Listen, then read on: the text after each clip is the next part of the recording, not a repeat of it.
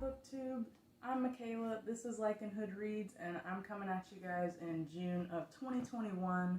Happy Pride Month. I hope you've all had more happy than not Pride, more happy than month years so far. So this has been a really long month. I started out thinking that my reading month was going to be kind of small, like I wouldn't get a lot done.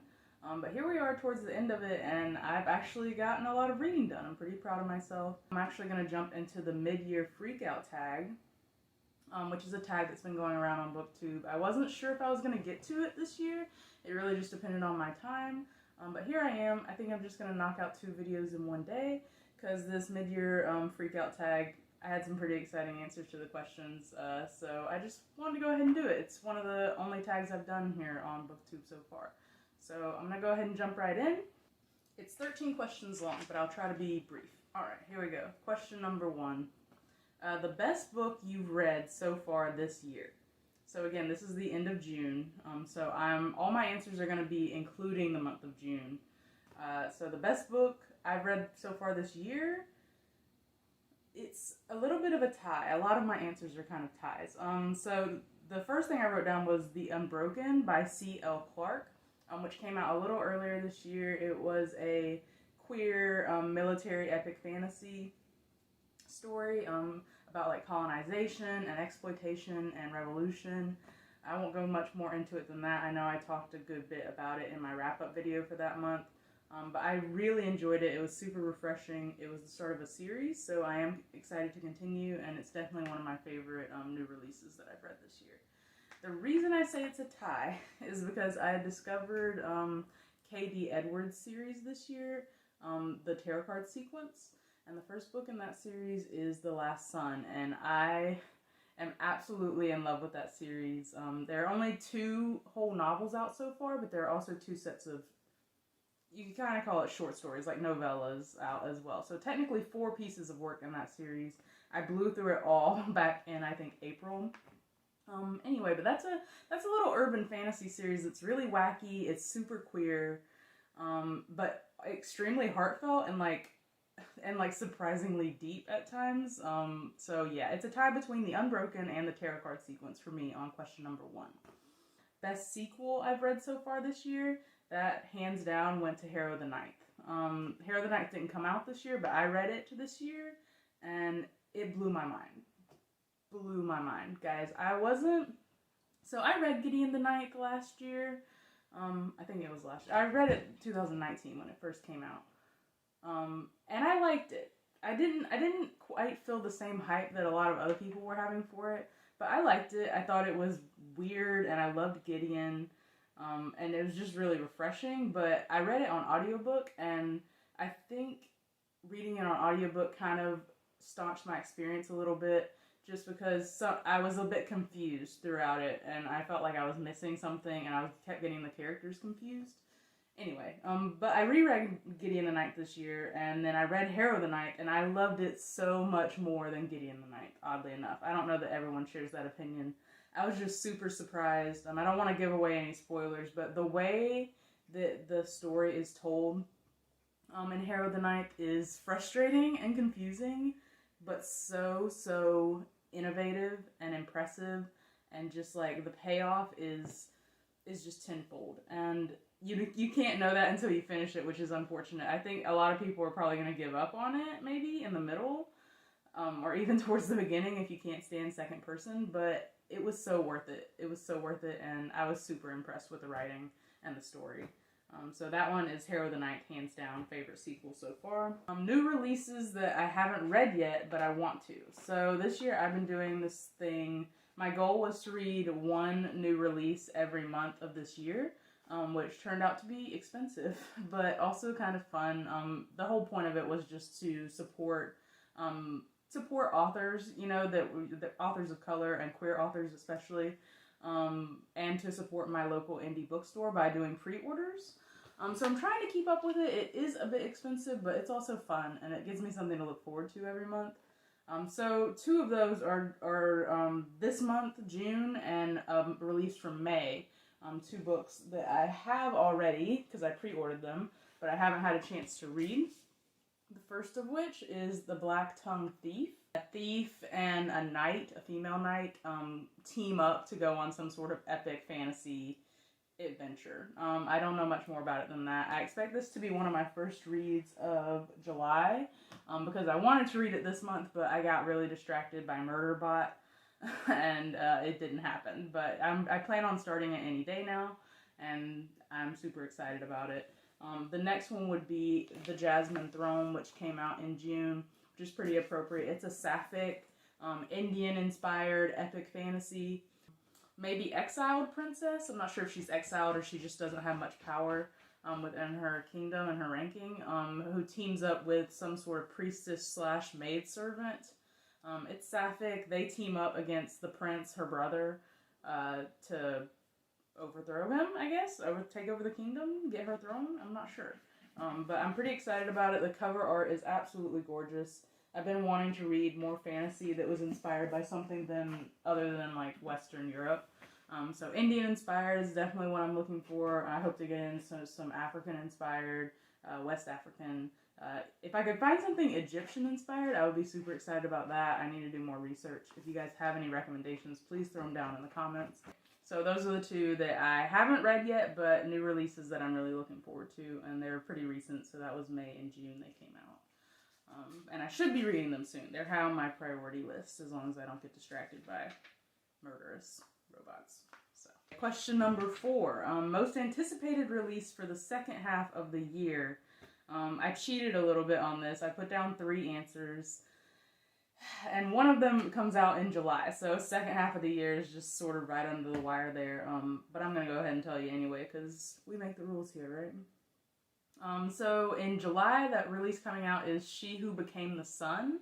It has a really wicked cover. Maybe I can put it up on the screen here. It's so gorgeous. It's been described as like Mulan meets epic fantasy meets, I don't know, awesomeness. I'm not sure. I know the word Mulan was in there, and that's definitely the way to get me interested. So I'm very excited about that one. I hope to read it in July, possibly. Definitely August, if not July. It's high on my list. Very excited about that one. Also, The Empire's Ruin. That's by Brian Staveley. It's a continuation in the same world as the Chronicles of the Unhewn Throne, which I've been pretty excited about for the first half of this year. That's a trilogy that I finished in May. And this is going to be in the same world, but it's a new trilogy following mainly a new set of characters or people that were side characters in the original trilogy. And just sort of continuing on in that story, in that world, because when we left it at the end of that 3rd book, it was kind of in shambles. So that's probably why it's called The Empire's Ruin. It comes out in July. That one comes out in July also. So there are 2 books in July I want to get. But I might have to wait on The Empire's Ruin because I haven't decided if I want to read it in audiobook like I did the original trilogy, or if I like the world enough to go ahead and invest and buy physical copies. And 3rd, that tarot card sequence that I mentioned earlier that I'm so excited about. Urban fantasy, queer, Atlantis, magic, goofy, found family, awesomeness. The 3rd book in that series comes out in November, or at least that's the date I have for it right now. And that book is called The Hourglass Throne. So that's book 3 in the tarot card sequence. And then there's also the 2 novellas as well. What was your biggest disappointment for the first half of this year? That would definitely be Midnight Robber by Nalo Hopkinson. Sorry, I read it way back in February. Definitely one of the biggest disappointments. I was trying to read more, not only more sci-fi and fantasy by like people of color, women of color especially, but I was also trying to read like not modern a little bit. I'm not going to say classic sci-fi, but this book was written in the 90s, late 90s, early 2000s, something like that. So it's a little dated, and maybe that's why I didn't like it, maybe not. I found the world super interesting, and the writing was definitely impressive. However, it just like wasn't what I wanted. It was a little bit boring. It was hard for me to get through for sure. And it had some trigger warning sort of stuff for, I'll say, like, sexual abuse, I'll say verbal abuse, I'll say sexual violence on that, that I wasn't aware of before. And I'm not super triggered by those things, but I also kind of like to be prepared for it, I guess you could say. There were a few more. I've had a couple duds this year, but that was my biggest disappointment because I was sort of hyped up to like get into this author because I know she has a lot of sci-fi fantasy books, and that she's well thought of in the community. And I wanted to get into more like women of color authors, but she just wasn't for me. I don't know that I will try anything else by her. Next, biggest surprise. Okay, these are two that I've already mentioned, but it's The Emperor's Blades. That's the first book in the Chronicle of the Unhewn Throne by Brian Staveley. I was super surprised by that. It's an epic fantasy trilogy. I had my eye on it. I thought I would like it. I thought I'd be interested, but I ended up loving it, and I blew through the trilogy. I'm looking forward to what he comes up next in the world. And then also the tarot card sequence. So the first book in that is The Last Sun. It's by K.D. Edwards. Both of those were books that I just sort of came across by chance, you know, and I hadn't heard anything about them like on BookTube or much online. I just happened to find them, and I was so lucky and so surprised to have found them because I really, really loved them, and they're some of the most enjoyable reads I've had this year. Favorite new author. I'm really into Becky Chambers right now. I read To Be Taught If Fortunate earlier this year, and I also read The Long Way to a Small Angry Planet, and I like both of those. I'm not super crazy about her writing, necessarily, like the way her prose, but I like the stories that she has to tell. I like that she's writing about queer characters finding family in space. So I enjoy her stories. She may be a new favorite author, because I'm continuing on with that series, The Wayfarers. But yeah, let's just go ahead and say Becky Chambers, just to get it over with. Question number 8, newest fictional crush. This was hard for me, because I read so many great queer books with hot queer women in it this year, but I went ahead and picked Gwenna from the Chronicles of the Unhewn Throne by Brian Staveley.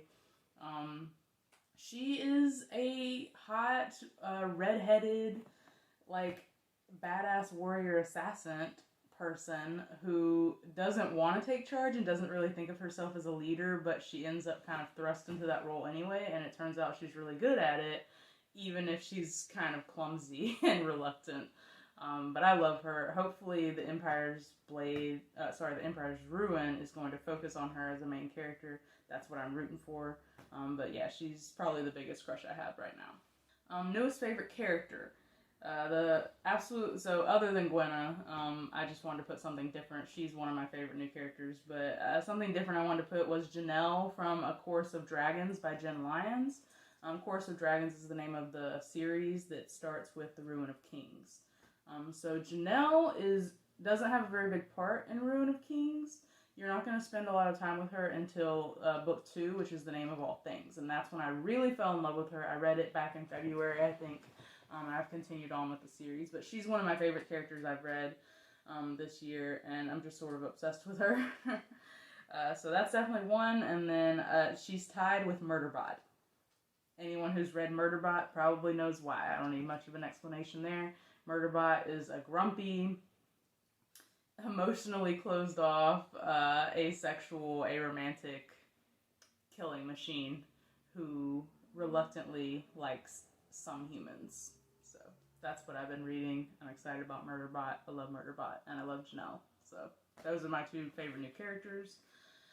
Number 10, a book that made you cry. None of them. I haven't. I don't cry often with books or movies, for that matter. It really has to surprise me with the sadness to get some actual tears. And no books this year have made me cry. It's really unlikely that a book will make me cry. That's only happened maybe twice in my whole life. So, question number 11, book that made you happy. That's the tarot card sequence by K.D. Edwards, starting with The Last Sun. Both of those books, everything I read from that series made me super happy. It's got some heavy subject matter, but for the most part, it's a light, found family, fun, snarky, queer, urban fantasy. Love it. Makes me happy. Question number 12, the most beautiful book you've gotten this year. This was kind of a hard one for me. So one of the books I read in May was A Master of Jinn by P. Jelly Clark. But I read it on audiobook, so I didn't actually buy it, but I read it and I own it on audiobook. However, the cover is gorgeous. I love the cover. It's so incredibly beautiful. I don't know if I'll buy a physical copy or not. Probably not this year. I might ask for it for Christmas or something. If I find it used somewhere, I definitely want it. The cover's incredible. I don't know if that counts because it's audiobook, but that one's on the list. And then the one I showed you before, The Black Tongue Thief. I am in love with this cover. I love the color scheme. I just love, I don't know if you guys can see, but there's a cat right here. It's got a little cat on it. I don't know. I just love it. I think it's so gorgeous. So that comes in as a tie with Master of Jinn, and that one at least I physically own. So question number 13 is, what books do you need to read by the end of the year? Well, a lot. There are a lot of books I need to read by the end of the year. I have a whole list of books that I currently own but have not read in some shape or form. There are about 25 books on that list. I'm not going to list all of those here. And it's not that those have to be done by the end of the year, but I kind of put myself in a book buying timeout until then, other than the ones that I have pre-ordered. So I'm just going to say I want to definitely finish The Black Tongue Thief. Well, I want to read The Black Tongue Thief and The Jasmine Throne. I definitely want to read She Who Became the Sun, which comes out in July. And I want to read Ninth Reign, which is right up here behind... Oop, that's the wrong direction. Here. Right there behind me. I really want to read that first book. It's the first book in a trilogy that's come highly recommended from Elliot Brooks on YouTube. So I read 15 sci-fi books so far. I've read 16 epic fantasy books, 7 urban fantasy books. I've read 6 YA fantasy books, and 4 what I call like rom-com YA books, if that makes sense. Like, just like teen romance books. I've read 4 of those. Only 2 nonfictions, which is actually kind of a lot for me. I've read 1 alternate historical fiction sort of novel, and then 1 Greek retelling. Let's see. I've read 16 books that were over 200 pages. I've read 22 books that were over 400 pages. And I've read 8 books under 200. And 7 books under 50 pages. So those are kind of technically novellas, but I still count novellas towards my overall goal for the year. That's just me. That's my personal preference. And so I've read about 7 novella-ish type length novels. As far as diversity goes, I've read 41 books that contain queer characters. Those aren't necessarily main characters, and it's not necessarily queer storylines, but if there was a queer character in there somewhere at some point, I went ahead and marked it down. 41. I think that's awesome, and it's definitely the vibe that I'm going for. As far as ratings go, I'm not very good with my rating system, so I just did loved, liked, disappointed, and then DNF'd. So I loved 22 of the books I've read so far this year. I liked 20 of them.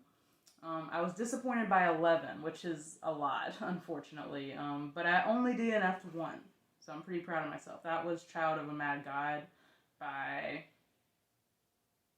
I've forgotten his name. I don't know. I didn't like it. I DNF'd it. But only 1, so that's not so bad. I started 9 new series this year, but I also finished 7. So some of the ones that I started, I already finished, like Chronicles of the Unhewn Throne. I went ahead and knocked that out in like a month, so, like 2 months. And then I've read 7 new releases so far, which tracks with my schedule of reading 1 new book a month. So I'm doing pretty good. Overall, I've read 53 books. Sorry, I had to do math. It takes me a minute. I've read 53 books, which is inching incredibly close to my yearly goal of 60. I might have to raise it. And then I DNF'd 1, which doesn't count towards the 53. I don't count that. So I'm doing really good. And that was my mid-year freakout tag and my mid-year statistics. Thanks for watching, you guys. Let me know how you guys are doing with your yearly goal. And some of your favorite books you've read so far this year. Let's see. Look out for my June wrap-up video and my July TBR. Once again, happy Pride. You guys have a great day.